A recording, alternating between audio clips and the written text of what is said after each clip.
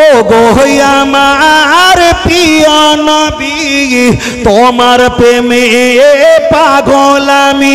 আহায় জন্ম আমার হুগলি জেলাতে রেখেছো আমায় পাগল করে। আহায় জন্ম আমার ইন্ডিয়াতে রেখেছো আমায় পাগল করে। রসুল তোমায় ভালোবাসি মন হৃদয় উজাড় করে।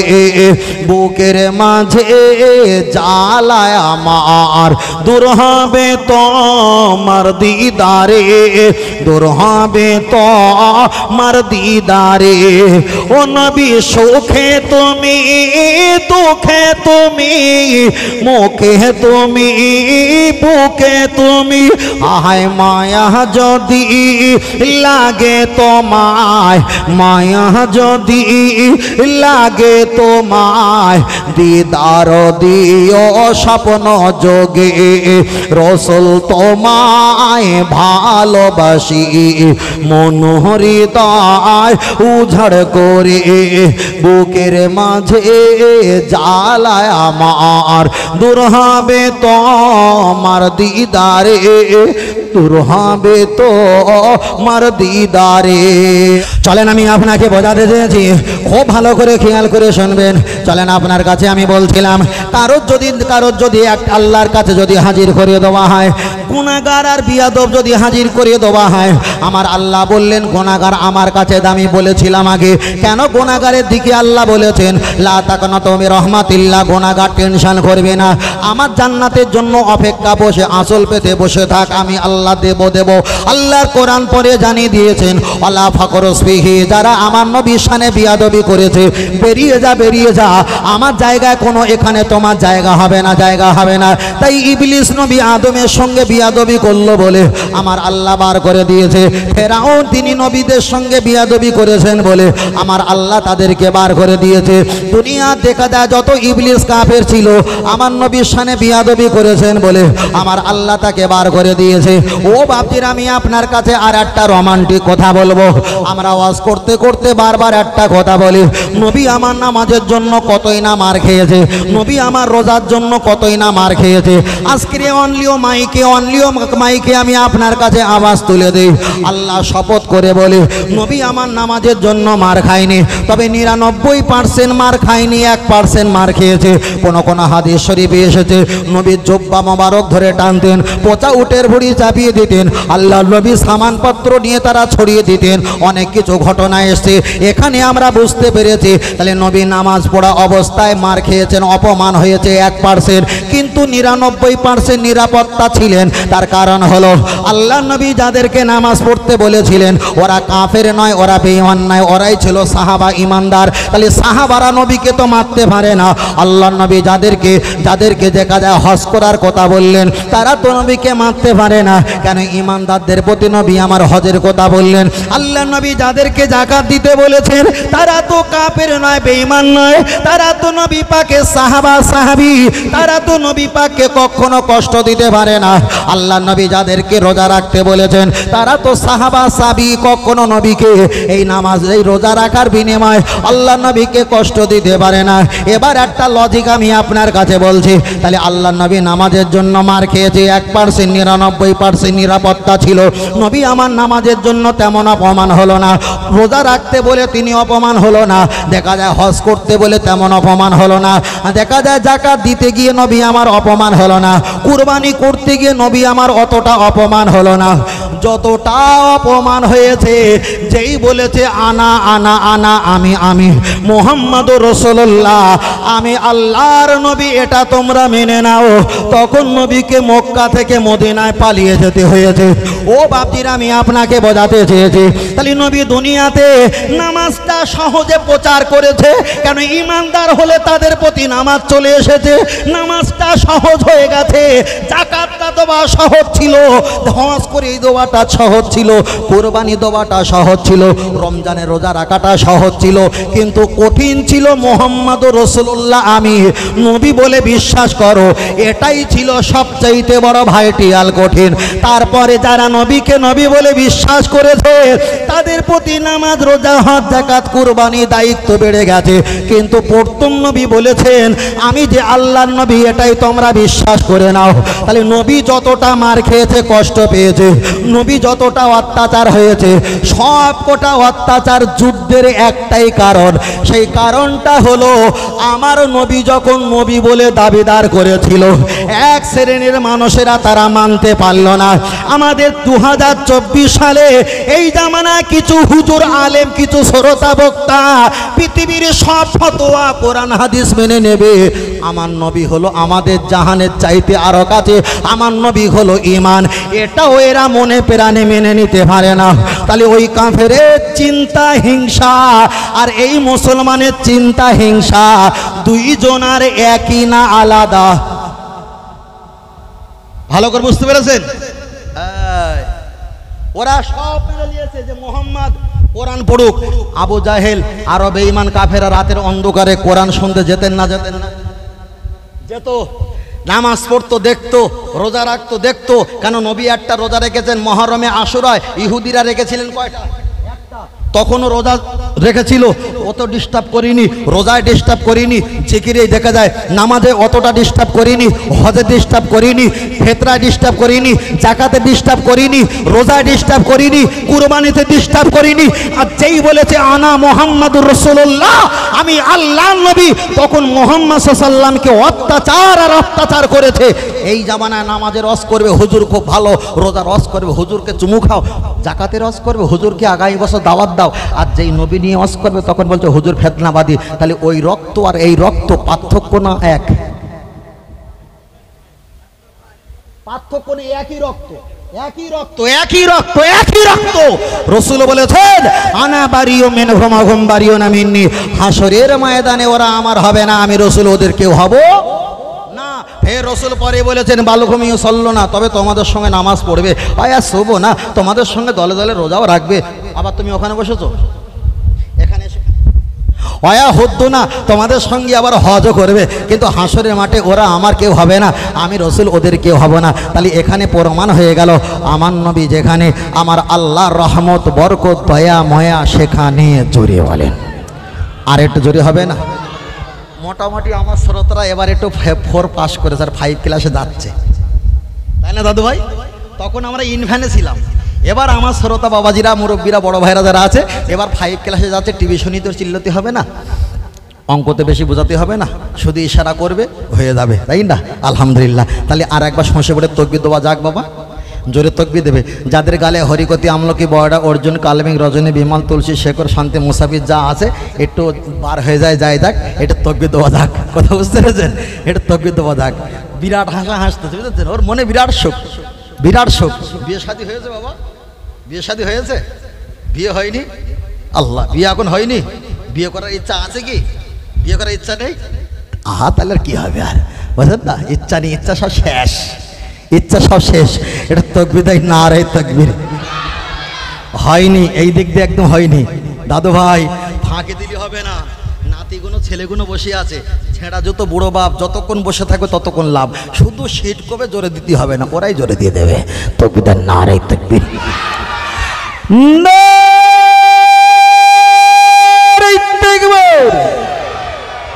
আহলে সুন্নাত ওয়াল জামাত সিলসিলাহ ফুরফুরা শরীফ, মদিনা মক্কা শরীফ, আল কোরআনের আলো, আল হাদিসের আলো,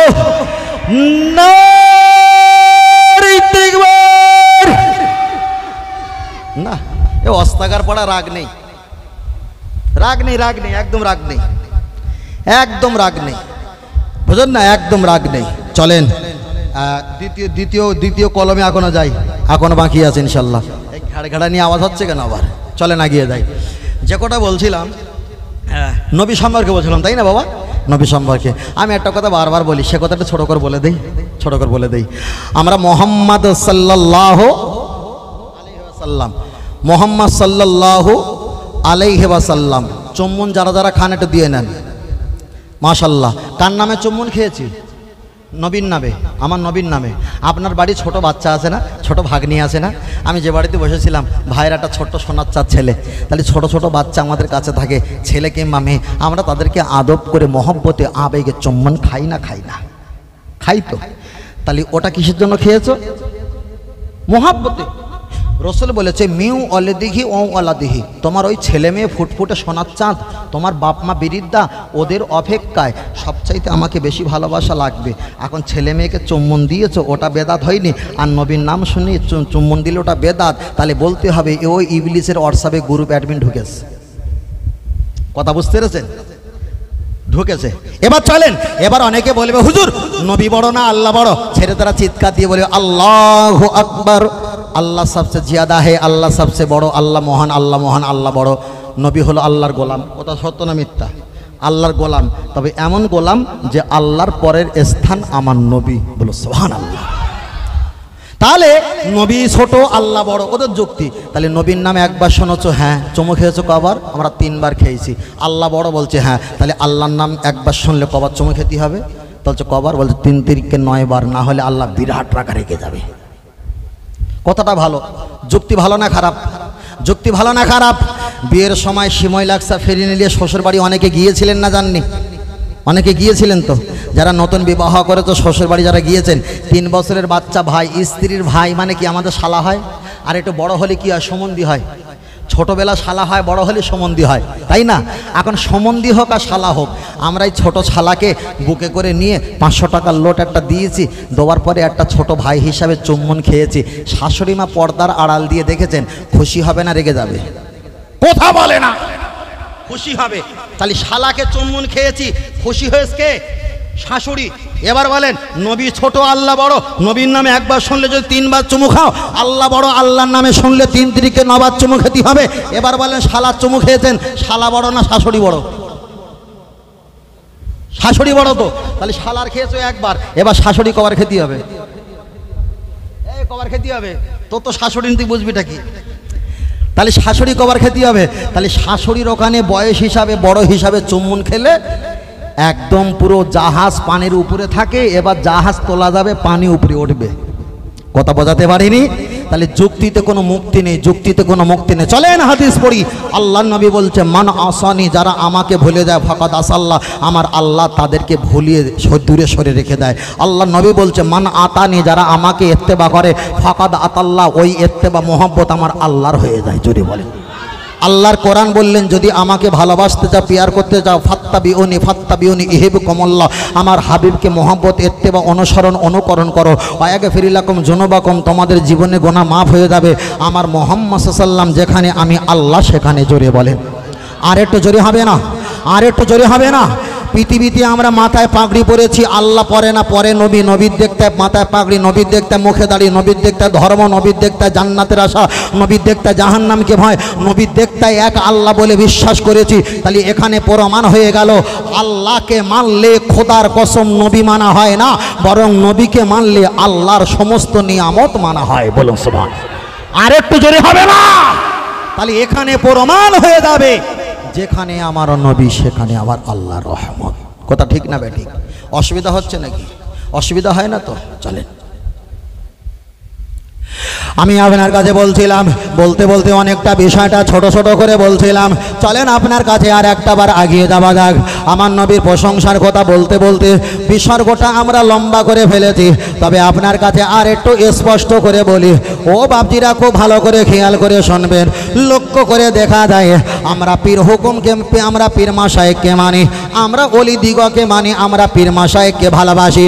যারা ভালোবাসে না তাদের ভিন্নটা আলাদা, কিন্তু আমরা পীর অলিকে মানি।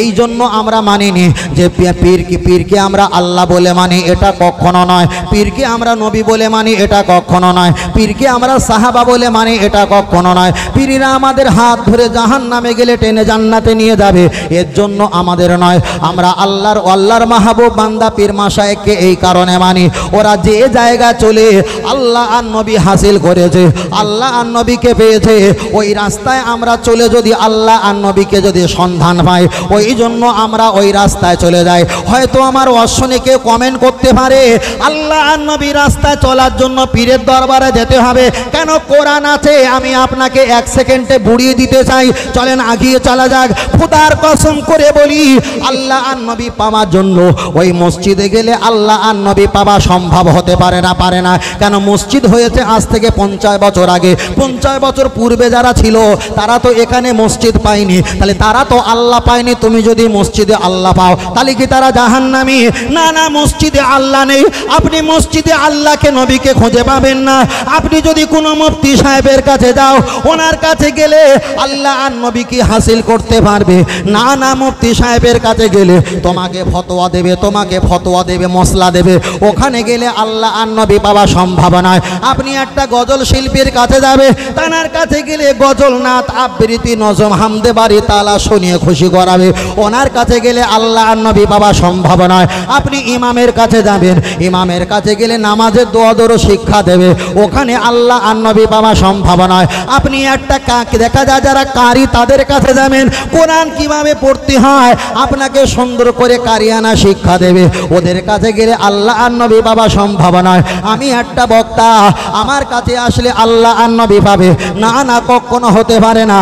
আমি বিভিন্ন কোরআন হাদিসের ওয়াজ দিয়ে আপনাকে সুন্দর করে উপস্থাপন করতে পারি, এর বিনিময়ে আল্লাহ আর নবী পাওয়া সম্ভব নয়। তাহলে দেখা যায় দুনিয়ার ইমামের কাছে গেলে যদি না পায়, মসজিদ মাদ্রাসায় গেলে যদি না পায়, পৃথিবীর কোনো জায়গায় যদি না পায় আল্লাহ আর নবীকে হাসিল করার জন্য, তাহলে কোন জায়গায় গেলে আল্লাহ আর নবী হাসিল আমরা করতে পারবো? বাবা, এটাই তো সমস্যা, এটাই তো সমস্যা। যারা আল্লাহর ওলি হয়েছে তারাই তো আল্লাহ আর নবী হাসিল করেছে। ওদের দরবারে গেলে খেদমত করলে, মহব্বত করলে ওরা তোমার একটা সহজ রাস্তা, গোপন রাস্তা দেখিয়ে দেবে। ওই গোপন রাস্তা ধরে ইবাদতে মশগুল থাকলে আল্লাহ আর নবী হাসিল হয়ে যাবে। আর একটু জোরে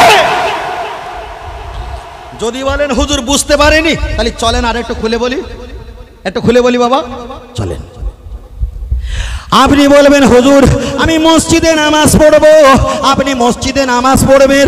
আপনি যদি আগে থাকতে গিয়ে মসজিদে যদি আধা ঘন্টা আগে সুন্নাত পড়ো, পরের দিন ইমাম সাহেব আর মুসল্লি সমালোচনা করবে, ওর কি বাপের কারেন্ট প্রতিদিন আধা ঘন্টা এসে সুন্নাত পড়বে। আবার যদি দেরি করে বার হও, এমন নামাজ পড়ে সবার হয়ে যায়, আবার এনার হয় না। কেউ তোমাকে লাইক করবে, কেউ তোমাকে ডিসলাইক করবে, কেউ তোমাকে ভালো বলবে, কেউ তোমাকে খারাপ বলবে। তাহলে মুয়াজ্জিন তালা চাবি নিয়ে নাড়া দেবে, আর আপনি মসজিদে আল্লাহকে ডাকবেন। ওই ডাকায় আল্লাহ পাওয়া কি সম্ভব? সহজ বুঝিয়ে দিচ্ছি। আপনি যদি বলেন হুজুর আমি বাড়ি গিয়ে নামাজ পড়বো, আপনি গরমের সময় বারান্দায় গিয়ে নামাজ পড়বেন। আমাদের অধিকাংশ ঘরের বারান্দা হয় 8 ফুট, 8.5 ফুট কিংবা 7 ফুট, 7.5 ফুট বারান্দা তৈরি হয়। আপনি যদি বারান্দায় নামাজ পড়েন, একদিকে আমাদের ছোট ছোট নাতিদের অত্যাচার, একদিকে বৌমার হাঁসে থালা বাসন হাঁড়ি করার অত্যাচারের আওয়াজ, একদিকে বাড়ি পরিবারে চিল্লাচিল্লি আওয়াজ, একদিকে সংসারে কাজকর্ম। ওই অবস্থায় কানে নিয়ে আল্লাহ পাওয়া কি সম্ভব? আপনি যদি বলেন হুজুর আমি ঘরে গিয়ে নামাজ পড়বো, ঘর অধিকাংশ হয় 8-10 বাই ফুট করা হয়, কিংবা 10-12 ফুট করা হয়, 10-12 কিংবা 8x10 করা হয়। একটা আলমারি, শোকেস খাট, আলমারি, ড্রেসিং টেবিল যদি রাখা হয়, ওই ঘরে নামাজ পড়লে পিছনে তো তক্তপোষ খাট সেকেন্ডে 22 বার করে ধাক্কা মারে। আপনি বলেন ওই অবস্থায় নামাজ পড়ে কি আল্লাহ পাওয়া সম্ভব হয়?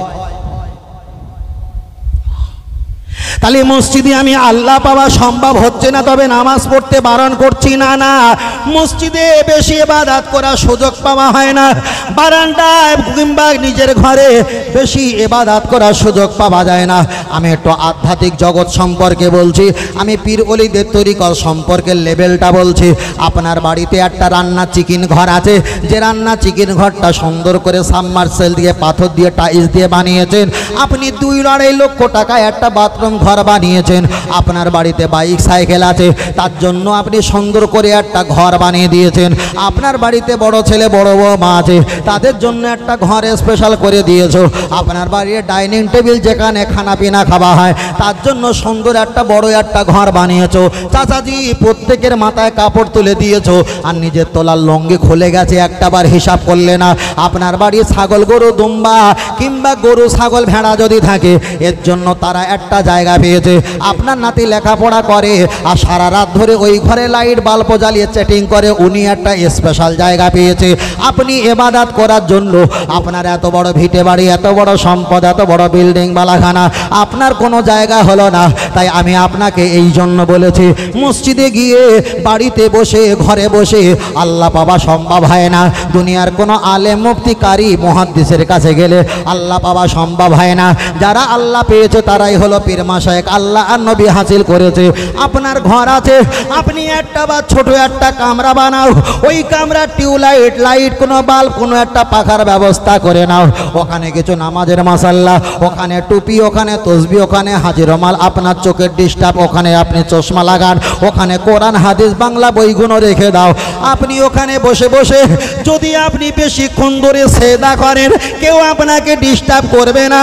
আপনি মাগরিবে অন্ধকার হয়ে গেছে, আপনি একটু কান্নার ভাম করেন, কান্না আসে না, ফোঁত ফোঁত করে কানে নাকে যেমন সর্দি আসে, আপনি বারবার টানানার আল্লাহকে বোঝাও, আল্লাহ আমার দিলটা এত কঠিন হয়ে গেছে, কান্নার নাটক করছি তাও কান্না আসে না। আল্লাহ আমার এই নাটক পৃথিবীর কোনো ব্যক্তি দেখে না, আল্লাহ আপনি দেখছেন, আমার চোখ থেকে পানি জারি করাও। আপনি কান্নার চেষ্টা করলেন, কান্না হয়নি। আমার দাদু ভাই ছেড়ে দাও, এবার এশার নামাজে টেরাই করো। এশার নামাজে টেরাই করলে কান্না আসলে না, টেনশন করো না, হাল ছেড়ো না। ফজরের নামাজে টেরাই করো, ফজরের নামাজে হলো না, এক সপ্তাহ চলে গেল, 2 সপ্তাহ চলে গেল, 1 মাস 2 মাস 3 মাস চলে গেল, নির্জলা জায়গায় বসে বসে যখন কান্নাকাটি করবে আর দোয়া করবে, চোখের পাতার কোনা দিয়ে কলকল করে যখন পানি জারি হয়ে যাবে, আমি মফিজুল আমার এই ওয়াজটা আপনার ওই দিন কানে লাগবে। মসজিদে বসে আল্লাহ পাইনি, মাদ্রাসায় বসে পাইনি, কোনো আলেম বক্তার ওয়াজে বসে আল্লাহ পাইনি, নির্জলা এক জায়গায় বসে বসে আল্লাহ আর নবী হাসিল করতে পেরেছি। আর একটু জোরে হবে না? ফের বলছি, যারা আমরা দুনিয়াতে যারা বাহাদুরি দেখাচ্ছি, কিছু কথা বলা সম্ভব নয়, লাজবাব, তাই বলতে পারিনি। শুধু দেখে বলে দিতাম তোর ভিতরে কি আছে না আছে, কিন্তু মারেফাত তো এগুলো বললেও প্রমাণ দিতে হবে, প্রমাণ দেওয়া সম্ভব হয় না বলে বলতেও পারি না। বারবার করে বলছি, এবার আমি আপনাকে বলছি, আল্লাহ আর নবী হাসিল করতে গেলে 1000 বছর মসজিদে গোড়াগড়ি খাও, পাওয়া সম্ভব নয়। ওটা শুধু ডিউটি পালন করা হয়, ঠিক না বে ঠিক? ডিউটি পালন করা হয়। আমাদের পীর মাশায়েখরা বারান্দা ঘর করেছে, একটা মুরিদরা আসলো তদবির তাগের এটা ওটা দোয়া খায়, তাদের জন্য মেহমানদারি করে বারান্দা থেকে বিদায় দিয়ে ছেড়ে দিল। ঘরের খোলে একটা কামরা আছে, বিয়ে বাচ্চা নাতিপোতা আড্ডা ইয়ারকি খেলাধুলা, তাদের সঙ্গে চলাফেরা খাবান দাবান করলো। আলাদা একটা হজরা মোবারক ঘর আছে, সকলের হক আদায় করে বাল্বটা দিয়ে পাখাটা ছেড়ে দিয়ে সেখানে বসে বসে তিনি আল্লাহ এবং রসুলের প্রেমে মশগুল থাকলো। এটাই তো হলো আল্লাহ আর নবী পাওয়ার মাপকাঠি। বলেন, কেউ বলবে কোরআনের কাছে যাও, অবশ্যই ভালো। কেউ বলবে ইমামের কাছে যাও, অবশ্যই ভালো। ভাই, ইমাম তো আল্লাহ নবী পায়নি, সে আমার কি করে আল্লাহ নবী পাইয়ে দেবে? কথা বোঝেননি? আমার কথা বলছি, আমি যে লাইনটা বলছি এই লাইনটা আমার পীর, আমি একজন পীরের মুরিদ, আমি একজন দেখা যায় সবক পালন করি, আমি একজন তরিকা মশ করি, আমি যতটুকু যে লাইন করি সেই লাইনটা বলতে আমারও সুবিধা হচ্ছে যে আপনি এই লাইনটা আসেন, সহজে পাবেন, সহজে পাবেন। আর যদি একবার আপনি রসুলের দিদার পেয়ে যাও, দুনিয়াতে যাই বলবে তখন আপনার মুখ থেকে নবীর প্রশংসা আসবে। কেন? নবী তোমার বন্ধু করে ফেলেছে, আর তুমিও তো নবীর বন্ধু করে ফেলেছো। খাবে বন্ধুর কথা স্মরণ, কথা বলবে বন্ধুর কথা স্মরণ, ঘুমাবে বন্ধুর কথা স্মরণ, তর্ক করবে বন্ধুকে সঙ্গে করে নিয়ে তর্ক করবে, হিংসা করবে বন্ধুর মহব্বতে হিংসা করবে, বন্ধুত্ব করবে নবীর মহব্বতে বন্ধুত্ব হবে, ঠিক না বে ঠিক? এটাই হলো সবচাইতে বড় পাওনা, সবচাইতে বড় পাওনা। ফের বলছি বাবা, পৃথিবীতে শেষ জামানায় নকল এত পরিমাণ ছেয়ে যাবে, আসল খুঁজে পাওয়া যাবে না। আর আসল যারা থাকবে, জাকিরিন জেকেরওয়ালা যারা থাকবে, তারা কিন্তু অলজিবালা পাহাড়ে লুকিয়ে থাকবে। আর নকলওয়ালা ব্যক্তি সেই পাহাড়ে এমন কিছু ভাষা তীর নিক্ষেপ করবে তাদের বিরুদ্ধে। তাই দুনিয়াতে যারা পীর মাশায়েখ ওলি আউলিয়া, তারা পাহাড়ের ভিতরে লুকিয়ে গেছে, মাটির ভিতরে লুকিয়ে গেছে। কিছু কিছু ব্যক্তিরা তাদের বিরুদ্ধে এমন কিছু তীর নিক্ষেপ করে, এমন কিছু কথা বলে তাদের বিরুদ্ধে। কথা ঠিক না বে ঠিক? আমি সেই জন্য বলছি, দুনিয়াতেও শেষ, পরকালেও শেষ, কিছুই থাকবে না। তাহলে এই বিষয়টা আপনাদের কি খারাপ লেগেছে নাকি? তাহলে আরেকটু খুলে বলবো, আরেকটু খুলে বলবো। দাদু ভাই এখানে বসবে না ওখানে বসবে? এখানে বসবে কেন? একটু খুব মিষ্টি লাগছে নাকি? খুব ভালো লাগছে তো? আলহামদুলিল্লাহ, আলহামদুলিল্লাহ। আল্লাহ কবুল করেন, বলুন আমিন। তাহলে আর একবার তাকবীর দেই, নারে তাকবীর। আর একটু জোরে দেন, নারে তাকবীর। আর একটু জোরে দেন, নারে তাকবীর, নারে তাকবীর। আল্লাহু আকবার, আল্লাহ আল্লাহ। মোনাজাত করবেন, মোনাজাত। আমি আজকে যতক্ষণই রয়েছি, অল্প সময় রয়েছি, যতক্ষণ রয়েছি আমি ততক্ষণ একটু তরিকত সম্পর্কে বলি, একটু বলি। মাশাল্লাহ, এই লাইনটা সবাই বলবে না, আমি যতটা খুলে বলবো। আল্লাহ সই যারা লাইভে আছেন দেখছেন, তারা উল্টো পাল্টা কমেন্ট করে আপনার জানে এক হাত সেলাই করতে গিয়ে 5 হাত পেরিয়ে ফেলো না, আমার কি যায় আসে না। কথা বুঝতে পেরেছেন? চলেন এগিয়ে যাই, ছোট করে বলছি। যে কথা বলছিলাম, তাহলে আল্লাহ আর নবী বাবা, আমরা 4টি ইমামের নাম শুনেছি, ইমাম শাফি, ইমাম মালিক, ইমাম আজম আবু হানিফা, কিন্তু ইমাম আহমদ বিন হাম্বলের নামটা খুব কম শুনেছি। কোনো হুজুর বলে না, খুব কম বলে। ইমাম আহমদ বিন হাম্বল রহমতুল্লাহ আলাইহি, উনি বড় একজন ইমাম। ওনার হাজার হাজার ছাত্র ছিল। উনি রাতের অন্ধকারে আল্লাহর ওলি বিশরে হাফি রহমতুল্লাহ আলাইহি তখন হায়াতে বেঁচে আছে। কে বেঁচে আছে? বিশরে হাফি রহমতুল্লাহ আলাইহি। ভাই কোথায় যাচ্ছ? খুব তাড়াতাড়ি আসবে। বিশরে হাফি রহমতুল্লাহ আলাইহি তিনি হায়াতে বেঁচে আছেন। ইমাম আহমদ বিন হাম্বল রহমতুল্লাহ আলাইহি তিনি রাতের বেলা বিশরে হাফির দরবারে তিনি হাজির। বলুন সুবহানাল্লাহ। এটা শুনে রাখেন, এই কথাটা আরো ওপেন হয়ে যাবে, তারপরে কথা আরো ওপেন হবে। বিশরে হাফিজ দরবারে হাজির, হাজার হাজার ছাত্ররা, হাফেজ, আলেম, মাওলানা, ওলামা, মুহাদ্দিস, মুবাল্লিগ, বিশাল বড় তফসির কারক, তারা খুঁজে খুঁজে 4 দিন পায় না, সাবারি উমরিতে এসেছে। অবশেষে দেখলেন বিশরে হাফিজ দরবারে ইমাম আহমদ বিন হাম্বল বাচ্চার মতো গুটি পায়ে বসে বসে ঠুকরে ঠুকরে কাঁদে। জিজ্ঞাসা করেছে, হুজুর আপনাকে খুঁজে পাইনি, আপনাকে 4 দিন পরে এমন একটা দরবারে পেয়েছি, আপনারও মান সম্মানটা শেষ হয়ে গেছে। আর গ্রামের লোক যদি জানতে পারে আমি যে আপনার ছাত্র, আমাদের মান সম্মান মাটির সঙ্গে শেষ। বিশরে হাফি ডুকরে কেঁদে বলেছিলেন, বাবা ছাত্র তোমরা আমার কাছে কিসের জন্য এসেছিলে, জবাব দাও। বললো, হুজুর আমরা শরিয়াতের জ্ঞান অর্জন করার জন্য। তোমরা কোরআনে জ্ঞান পেয়েছো? হ্যাঁ পেয়েছি। হাদিসের জ্ঞান পেয়েছো? হ্যাঁ পেয়েছি। ফেকার জ্ঞান পেয়েছো? পেয়েছি। মশলার জ্ঞান পেয়েছো? পেয়েছি। ফতোয়ার জ্ঞান পেয়েছো? পেয়েছি। তোমরা সব পেয়েছো? বলে পেয়েছি। তাহলে আমার কাছে যা ছিল আমি তোমাদের বন্টন করে দিলাম, কিন্তু আল্লাহ আর নবী পাওয়ার জ্ঞান আমার কাছে ছিল না। বিশরে হাফির এলেম কম আছে, কিন্তু তার ভিতরে আল্লাহ আর নবী আছে।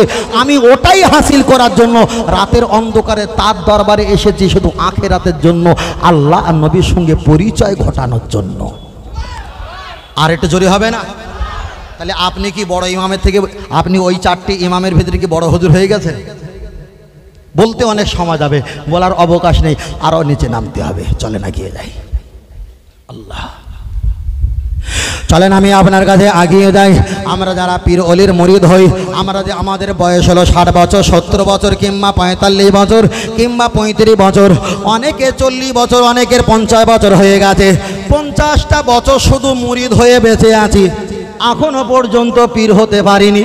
আল্লাহ যদি আরো 300 বছর বয়স দেয়, শুধু মুরিদ হয়ে কবরে যাব, কিন্তু জীবনে পীর হতে পারবো না। ঠিক না বেটি? লস এই জায়গায়।